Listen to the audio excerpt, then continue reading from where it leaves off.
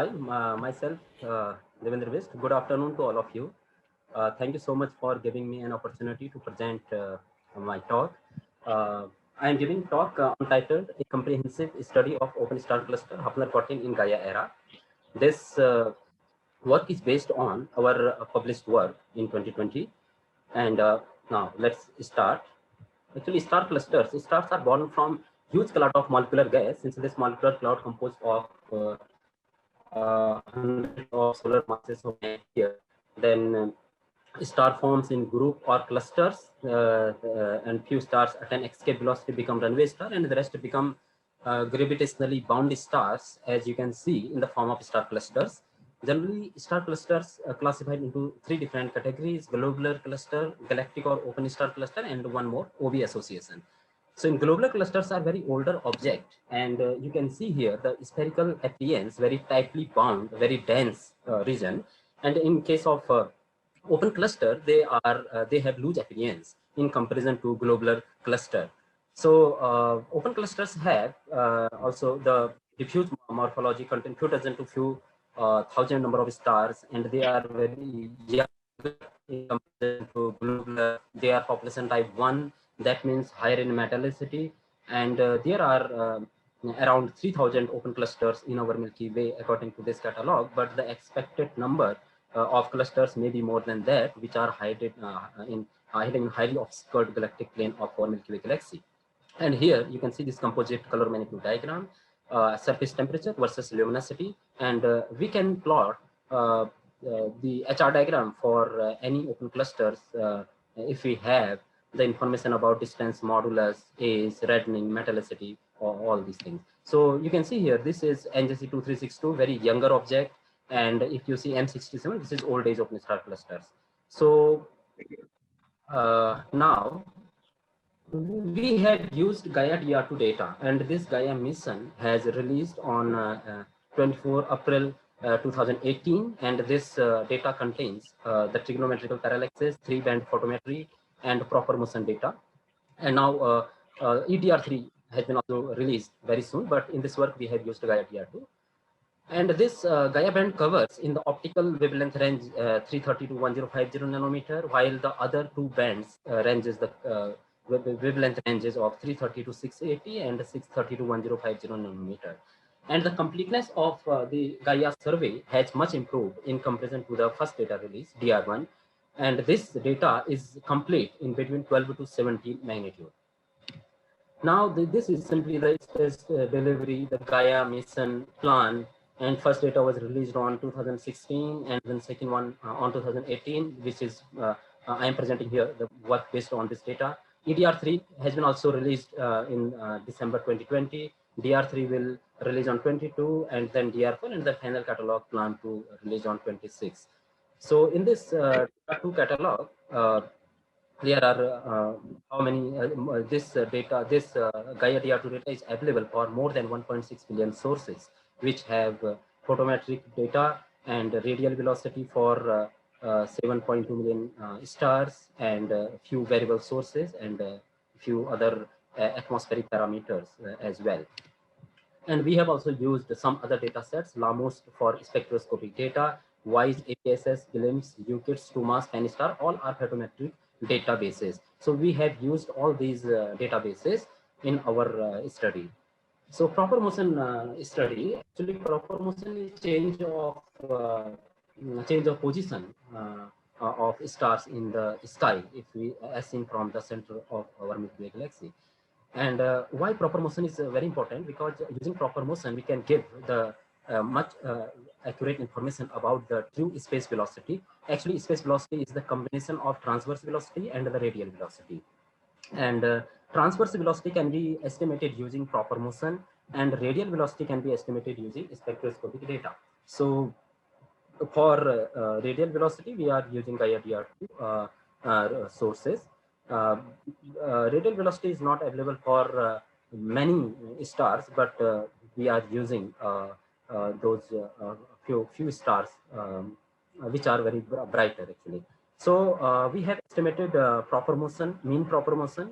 You can see here, this is proper motion in right ascension, and here is proper motion in declination.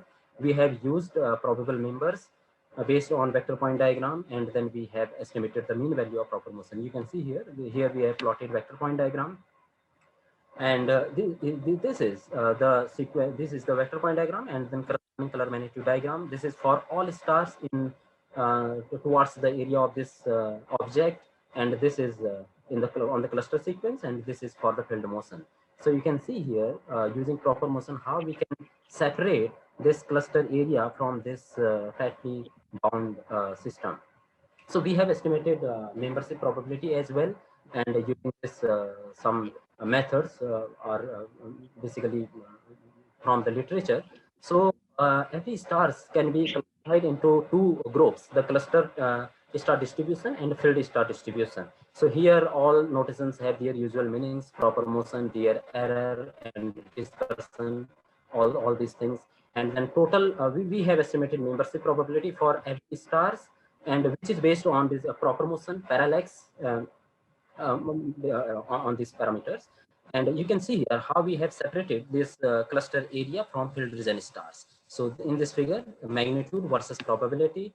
So here is the bunch of all stars with membership probability 0, and here with membership probability 1. So we have assumed all stars with membership probability higher than 0.5 are the probable cluster members for this object. Now, it is very important to obtain the reliable cluster fundamental parameter. It's very important to have the uh, precise information about extent of the cluster, radius of the cluster. So for that, we first estimated the cluster center.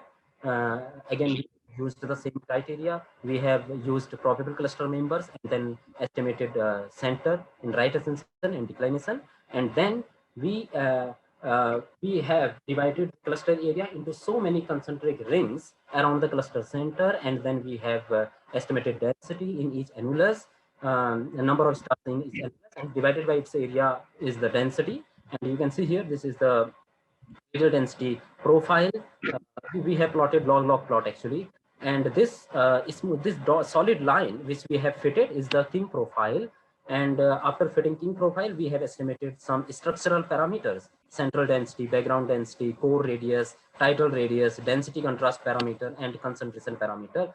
They all are very helpful to understand the structure of any cluster. So it's very important to check the interstellar reading. Is there are any gas or dust in between observer and the object? So for that, we have plotted many color diagrams after combining true mass data, WISE data, and Penny-STARS data set, APASS. We have used optical to made infrared design with filters to plot this various color diagram, and this solid line is the slope determined through a least square linear fitting. So from this analysis, we got the interstellar reddening law is normal towards the area of this cluster. And we have also estimated interstellar reddening using J minus H versus J minus K color diagram. Now, for the distance, we have used parallax of most probable members, and we have estimated mean value of parallax, and we have used probabilistic technique to estimate the distance from the parallax. And we have also estimated distance using this isochrone fitting method, and we have fitted three different isochrone of log edges. You can see here 8.45, 8.50 and 8.55 log edges isochrone to all observed color magnitude diagrams. And the black dots are our most probable cluster members, and the blue dot are we have matched our membership probability with the literature, and then we estimated the age and the distance from here as well. A mass function which describes the dimensional distribution of stellar mass is called the stellar mass function. And Salpeter have used stars more massive than one solar mass stars to check the initial mass function. And this is here is the power law given by Edwin Salpeter. C is mass function slope, and M is the mean mass. And they found the slope is coming 1.35 for massive than one solar mass stars. And Miller and Silo extended this work for less than 1 solar mass stars, and they found the slope comes to be around 0, means flat mass function actually. And Krupa in 2002 extended this work, and they have distributed stars in two parts, higher than 0.5 solar mass and less than 0.5 solar mass. And they also found higher than 0.5 solar mass slope is comparable with the salpeter, but lower than 0.5 solar mass, it's coming around 0 as well. And for Chabrier also used stars for heavier than 1 solar mass, and they found the slope is 1. So there are so many studies, and a lot of astronomers came into action to see the distribution of massive stars and the stars in our Milky Way galaxy, different part of star forming region as well. But we are not in a position to say that this initial mass function is universal, because initial mass function changes basically in cluster to cluster in different star forming regions as well. So we have used we have done this mass function analysis for this object, and luminosity function is the distribution of stars according to brightness is the luminosity function, and we have used theoretical isochrones to convert luminosity function into mass function, and then we have fitted salpeter mass function slope, and our mass function slope is coming around 1.27, which is very comparable with the Edwin salpeter slope. So determination of initial mass function for young and old cluster is not easy because in young clusters, star formation is very complex process, you say, and and for the old age star open cluster or intermediate age open star cluster, because mass function can changes due to the dynamical evolution. So that's why it's a very difficult job to check the initial mass function. So basically we are doing here present day mass function, not exactly initial mass function. This is present day mass function. And for field region star, it's a complex process because in field stars actually is the collection of different stars with a lot of different birth circumstances, and for different mass function, different ages. So it's very difficult job and complex process to find initial mass function for field region stars. And yes, initial mass function is not universal. Now, dynamical relaxation time. At the time of birth of cluster stars, if mass is supposed to be distributed uniformly throughout the volume of the cluster, no special variation of mass is seen. But due to the dynamical evolution, special variation can be seen almost in intermediate or older age open star clusters. Dynamical relaxation means the massive stars give kinetic energy to the low mass stars and try to uh, uh, at the center of the system, and the lower mass stars get kinetic energy and try to move outward of this system. So this is we have estimated dynamical relaxation time for this object, where n is total number of cluster members. Rh is half mass radius, half life radius. So we have estimated half life radius from using this formula, and this is based on the profile which have given in the previous slides. And from here, we obtain the relaxation time for this object is coming very less than its age. That means this object is dynamically relaxed. And now mass aggregation, basically mass aggregation is the phenomenon of equipartition of cluster members. During this equipartition, massive stars, if two stars come closer and they they both share their the energy and momentum, but energy can be exchanged into either direction. So there is a statistical tendency to equalize kinetic energy during an encounter. So this statistical phenomena is known as mass aggregation. So there are plenty of studies related to the mass aggregation of clusters, and we have we have plotted this radial distribution, radius versus cumulative radial density profile. So you can see here, first we have divided the cluster area into three different mass ranges: 0.8 to 1.3, 1.3 to 2.4, and 2.4 to 3.3, as we have plotted here. And we can see here these all lines are clearly separated. That means mass aggregation is clearly we can see for this object. And we have also checked this mass aggregation phenomena using statistical test given by Kolmogorov-Singrov test. And this test signifies that 88% confidence level for this object, Hafner 14, that mass aggregation is present in this object. Now the cluster orbit, because open clusters orbit near the galactic plane, so they are constantly disturbed by the tidal forces originating from the galactic disk and the molecular cloud present there. So due to this disturbance and the dynamical evolution, the structure of cluster gets changed. So it's very important to understand orbit of a cluster, to understand the star formation and evolution of stars, clusters, or galaxies. So for the orbit analysis, we have used galactic potential model given by Allen and Santillan. And according to this model, the mass of galaxy described by three components: the spherical central bulge, massive spherical halo, and the disk. So in this model, we used axis symmetrical, time independent, and analytical potential models for all three components. And so here in this model, we have used this bulge and disk of a galaxy using this model given by Miyamoto for bulge and disk, and for the halo we have used the model given by Wilkinson and Evans. And all the parameters which we are using in this potential are given in this table, and as we have taken these values from Irgang et al. And the galaxy mass we are assuming that is 2.3 10 to the power 7 solar mass, and also taken from this paper.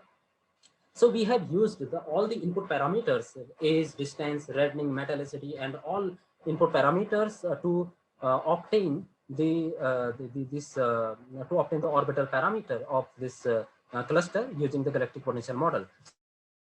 So you can is on the left, this is the side view of the orbit, and this is the top view of the orbit. And this triangle is the birth position of this object, and this is the circle represent the present day position of this cluster in our Milky Way galaxy. So eccentricity of this object is coming around 0. That means this object trace circular path around the center of galaxy, and this cluster is also showing boxy pattern also. So we have obtained all the fundamental, all the orbital parameters, apogalactic distance, paragalactic distance, the maximum distance of this object from the galactic plane, energy, momentum, and time period as well. Now here is the conclusion. So in this paper, we have investigated Hafner-14 using multicolor photometric data along base with the Gaia DR2 astrometry, and we have estimated all the reliable parameters. We have cataloged in here in this table. You can see all parameters we have estimated in this paper. And for color diagram, we have combined the Gaia DR2 data with 2MASS, APSS, PenStar, and WISE database. And we have estimated interstellar reading of this object, which is coming around 0.38 magnitude. And distance of this object is estimated as 4.8 kiloparsec. And age is coming 320 plus minus 35 million year using the solar metallicity isochrone given by Marigo et al. And the mass consensus load is coming 1.27, which is comparable to with the Edwin Salpeter value. And we have also estimated total mass of this object, which is coming 595 solar mass. And evidence of mass aggregation was observed using probability cluster members, and the case test shows the confidence level of mass aggregation is 88%. And the mean value of radial velocity is coming around 72.21 plus minus 1.03 kilometer per second for this object using Gaia DR2 database. We have used probable cluster member, and then we obtained weighted mean of radial velocity, and which is coming this. And now we are doing, this is our future plan. We are aiming to use Gaia ADR3 and the upcoming data of Gaia mission along with our ground-based observations. This is the telescope, 3.6 meter Devastal optical telescope. And this is this telescope is from India, Aries, and we are doing work in collaboration. So we are planning to use high quality ground-based data from 3.6 meter telescope, and we will combine this data with the Gaia mission data to check the universality of initial mass function and to check the structure of our clustered stars in different area. And we will also aiming to use some spectroscopic survey data, LAMOS, Poji, Gala data, and we are also aiming to do the orbit analysis of clusters, and we are also aiming to study the star forming regions using ground-based and archived data as well. And we are taking sample for young clusters to check the dust properties, to see the extinction between the object and observer, and all the dust grain characteristics from here. So here are list of my research collaborator, and thank you so much.